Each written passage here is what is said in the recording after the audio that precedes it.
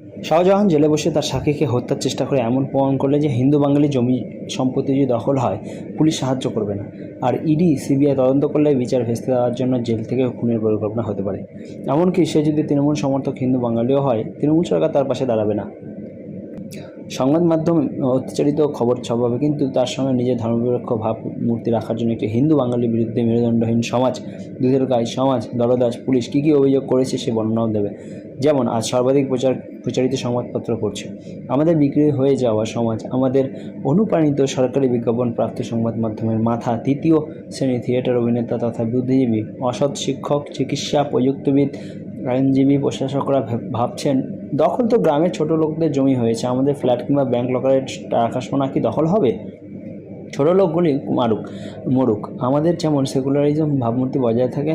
যারা ডিজেদের হকার, বন্দে মাতরম বিতর্ক এইসব এত উৎসাহী, তারা একবার প্রশ্ন করছে না কীভাবে শাহজাহান জেলে বসে তার অপরাধের সাম্রাজ্য চালাবে না? কি বলেন? পুলিশকে আগে চালাতো লোকাল কমিটি, এখন বিধায়ক।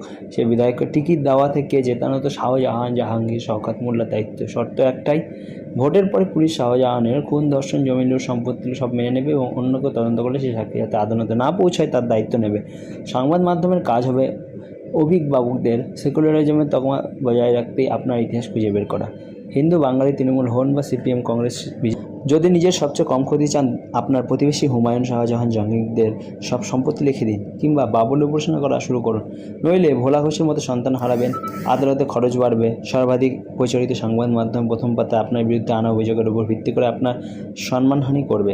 মানুষ দুদিন পর ভুলে যাবে ভোলা ঘোষ আমাদের মতো গেরুয়া ব্রিগেডের নন, একেবারে তৃণমূল হিন্দু বাঙালি। সে যদি চাষের মাটি থেকে সন্ধান সব হারাতে পারে দেশের সেকুলারিজম চরিত্র বজায় রাখতে, আপনি